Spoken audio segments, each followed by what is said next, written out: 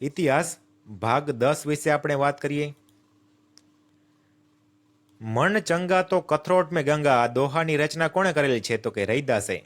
ખાસ યાદ રાખવાનું, મન ચંગા તો કથરોટ મેં ગંગા દોહાની રચના કોણે કરેલ છે? રૈદાસે. વૈષ્ણવ જનતો તેને કહીએ આ પ્રભાત્યું નરસિંહ મહેતાનું છે.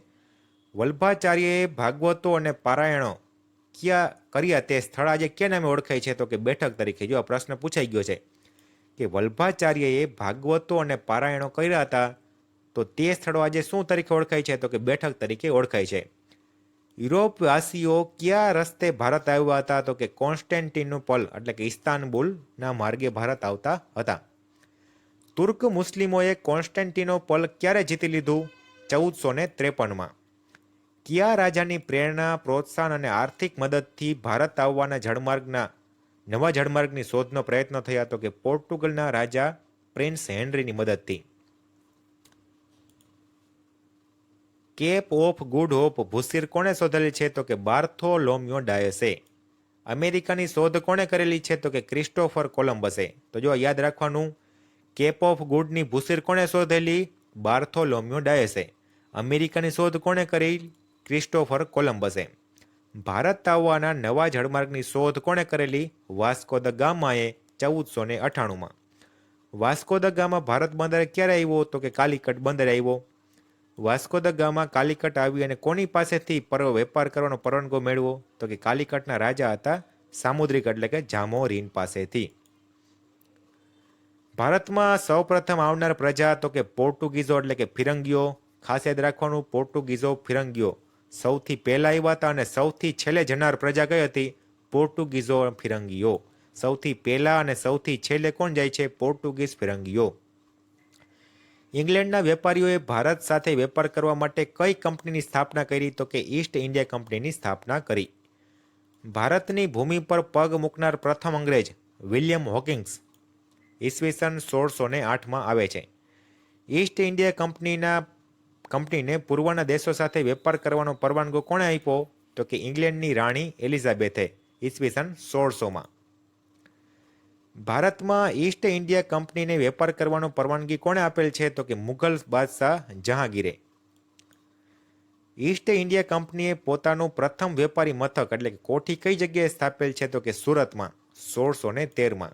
તો આ ખાસ યાદ રાખવાનું કે ભાઈ ભારતમાં ઈસ્ટ ઇન્ડિયા કંપનીને વેપાર કરવાનો પરવાનગો કોને આપ્યો? તો કે મુઘલ બાદશાહ જહાંગીરે. જહાંગીરે ઈસ્ટ ઇન્ડિયા કંપનીને વેપાર કરવાનો પરવાનગી આપી અને સૌપ્રથમ કોઠી કઈ જગ્યાએ સ્થાપી? તો કે સુરતમાં. ક્યારે? 1613માં. ભારતમાં ઈસ્ટ ઇન્ડિયા કંપનીનું વડું મથક કઈ જગ્યાએ હતું? તો કે મુંબઈમાં 1687માં. ઈસ્ટ ઇન્ડિયા કંપનીનું વડું મથક હતું મુંબઈમાં 1687માં. ફ્રેન્ચ ઈસ્ટ ઇન્ડિયા કંપની ભારતમાં ક્યારે આવી? 1668માં. French East India company Bharat ક્યારે આવી? 1668માં.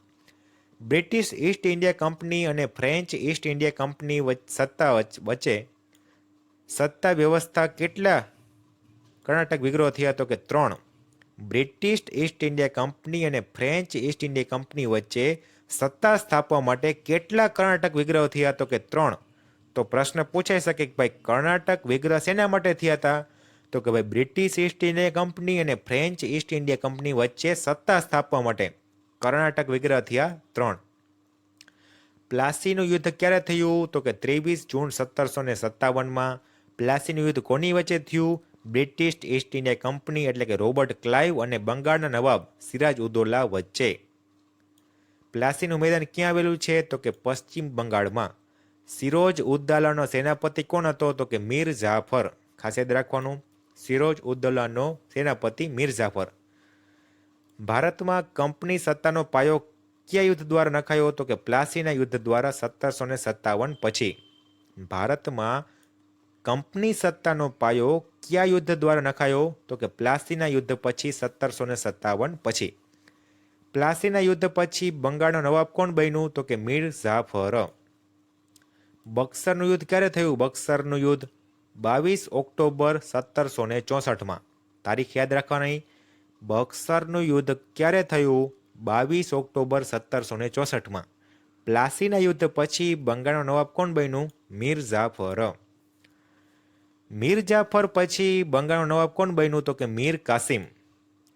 ભારતનો પ્રથમ ગવર્નર જનરલ કોણ હતો? તો કે વોરેન હેસ્ટિંગ્સ. ખાસ યાદ રાખવાનું, ભારતનો પ્રથમ ગવર્નર જનરલ કોણ હતું? Warren Hastings. વોરેન હેસ્ટિંગ્સ પછી ભારતનો ગવર્નર જનરલ કોણ બને છે? તો કે કોર્નવોલિસ. સૌ પ્રથમ વોરેન હેસ્ટિંગ્સ, પછી આવે છે કોર્નવોલિસ. મૈસૂરના વાઘ તરીકે કોણ જાણીતું હતું? ટીપુ સુલતાન. કોર્નવોલિસ પછી ભારતનો ગવર્નર જનરલ કોણ બને છે? તો કે જોન સોર.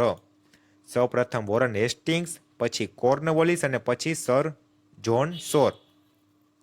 જોન સોર પછી ભારતનો ગવર્નર જનરલ તો કે વેલેસ્લી. અને સહાયકારી યોજના કોણે દાખલ કરી હતી? તો કે આ વેલેસ્લીએ યોજના દાખલ કરી હતી. મીઠા ઝેર સમાન કઈ યોજનાને માનવામાં આવે છે? તો કે સહાયકારી યોજના. સહાયકારી યોજના વેલેસ્લીએ દાખલ કરી હતી. તો આમ સૌ પ્રથમ governor general Warren Hastings, Warren Hastings પછી કોર્નવોલિસ, કોર્નવોલિસ પછી જોન સોર અને જોન સોર પછી વેલેસ્લી આવે છે, જેને સહાયકારી યોજના દાખલ કરી હતી. ભારતના ઉદાર ગવર્નર જનરલ તરીકે કોણ ઓળખાય છે? તો કે વિલિયમ બેન્ટિંગ. ભારતના ગવર્નર જનરલ તરીકે વિલિયમ બેન્ટિંગ પછી કોણ આવ્યું? તો કે લોર્ડ ડેલહાઉસી. ખાલસા નીતિ કોણે અમલમાં મૂકી? તો કે લોર્ડ ડેલહાઉસીએ. તો યાદ રાખવાનું કે વિલિયમ બેન્ટિંગ પછી કોણ આવ્યું? લોર્ડ ડેલહાઉસી. અને લોર્ડ ડેલહાઉસીએ ખાલસા નીતિ અમલમાં મૂકેલી. લોર્ડ ડેલહાઉસીએ કઈ નીતિ અપનાવેલી હતી? તો કે જીત, જપ્તી અને ખાલસા નીતિ. તો યાદ રાખવાનું કે જીત, જપ્તી અને ખાલસા નીતિ કોની છે? લોર્ડ ડેલહાઉસીની. કાયમી જમાબંધીની નીતિ કોણે બહાર પાડેલી હતી? તો કે લોર્ડ કોર્નવોલિસે. કાયમી જમાબંધીની નીતિ કોણે અમલમાં મૂકી? લોર્ડ કોર્નવોલિસે. કાયમી જમાબંધી લોર્ડ કોર્નવોલિસે. યુદ્ધ દ્વારા કયા પ્રદેશો ખાલસા કરવામાં આવેલા હતા? તો કે પંજાબ અને પેગુ એટલે કે નીચલું બર્મા. તો ખાસ યાદ રાખવાનું કે યુદ્ધ દ્વારા પંજાબ અને પેગુ, પેગુ એટલે શું? તો કે નીચલું બર્મા, તેમને ખાલસા કરવામાં આવેલા. રાજા અપુત્ર અવસાન પામતા ખાલસા કરવામાં આવેલા હોય તેવા સતારા, જેતપુર, સંબરપુર, ઉદયપુર, ઝાંસી, બઘાત અને નાગપુર. ગેરવહીવટના બહાના હેઠળ કરેલ હોય તેવું છે અવધ. કરજની ઉઘરાણી હેઠળ કરેલ પ્રદેશ ખાલસા? તો કે નિઝામનો વરાડ પ્રાંત. ભારતમાં પ્રથમ રેલવે તો કે મુંબઈથી થાણા વચ્ચે ઈસવીસન 1853માં. કોના સમયમાં ભારતમાં પ્રથમ રેલવે શરૂઆત થઈ? તો કે ડેલહાઉસીના સમયમાં. તો ખાસ યાદ રાખવાનું, ડેલહાઉસીના સમયમાં સૌ પ્રથમ ભારતમાં રેલવેની શરૂઆત થઈ હતી. પ્રથમ આગબોટની સેવા તો કે ભારત અને ઇંગ્લેન્ડ વચ્ચે શરૂઆત થાય છે. ભારતમાં પ્રથમ 3 યુનિવર્સિટીઓ તો કે મુંબઈ, મદ્રાસ એટલે કે ચેન્નઈ અને કલકત્તામાં. ભારતમાં 3 યુનિવર્સિટીઓ કોની ભલામણ હેઠળ સ્થાપવામાં આવેલી? તો કે ચાર્લ્સ વુડની ભલામણ હેઠળ. તો ખાસ યાદ રાખવાનું કે ભાઈ ભારતમાં 3 યુનિવર્સિટીઓ કોની ભલામણ હેઠળ સ્થાપવામાં આવેલ છે? તો કે ચાર્લ્સ વુડની ભલામણ હેઠળ. ભારતમાં જાહેર બાંધકામ ખાતાની સ્થાપના કોના સમયમાં થઈ? તો કે ડેલહાઉસીના સમયમાં થઈ. ભારતમાં જાહેર બાંધકામ ખાતાની સ્થાપના લોર્ડ ડેલહાઉસીના સમયમાં થઈ. બ્રહ્મો સમાજની સ્થાપના કોણે કરેલ છે? તો કે રાજા રામમોહન રાયે. રાજા રામમોહન રાયે બંગાળી ભાષામાં કયું સમાચાર પત્ર શરૂ કર્યું હતું? સંવાદ કૌમુદી. રાજા રામમોહન રાયે બંગાળી ભાષામાં સંવાદ કૌમુદી. ભારતમાં સતી પ્રથા પર પ્રતિબંધ મૂકતો કાયદો કોણે ઘડ્યો? Lord William બેન્ટિંગે. સતી પ્રથા ઉપર પ્રતિબંધ મૂકતો કાયદો લોર્ડ વિલિયમ બેન્ટિંગે અમલમાં મૂક્યો. રાજા રામમોહન રાયે ફારસી ભાષામાં કયું સમાચાર પત્ર શરૂ કર્યું હતું? તો કે મીરાત ઉલ અખબાર. રાજા રામમોહન રાયે ફારસી ભાષામાં પૂછે તો મીરાત ઉલ અખબાર, અને જો એમ પૂછે બંગાળી ભાષામાં તો સંવાદ કૌમુદી. દયાનંદ સરસ્વતીએ મથુરામાં કોની પાસે હિન્દુ શાસ્ત્રોનો અભ્યાસ કર્યો હતો? તો કે સ્વામી વિરજાનંદ પાસે. દયાનંદ સરસ્વતીએ મથુરામાં ગયા અને ત્યાં સ્વામી વિરજાનંદ છે તેમની પાસે હિન્દુ શાસ્ત્રોનો અભ્યાસ કર્યો. દયાનંદ સરસ્વતીએ કયો ગ્રંથ લખ્યો હતો? કે સત્યાર્થ પ્રકાશ. સત્યાર્થ પ્રકાશ કોણે લખેલ છે? દયાનંદ સરસ્વતીએ. આર્ય સમાજની સ્થાપના કોણે કરેલ છે? તો કે દયાનંદ સરસ્વતીએ. હરિદ્વાર પાસે કાંગડી ગુરુકુળ કોને સ્થાપેલું હતું? તો કે સ્વામી શ્રદ્ધાનંદે. હરિદ્વાર પાસે કાંગડી ગુરુકુળની સ્થાપના કોણે કરેલી? સ્વામી શ્રદ્ધાનંદે. કલકત્તા નજીક આવેલા દક્ષિણેશ્વર મંદિરના કાલિકા માતાના પૂજારી કોણ હતા? સ્વામી રામકૃષ્ણ પરમહંસ. તો આજનો ભાગ પૂર્ણ કરીએ છીએ. અસ્તુ.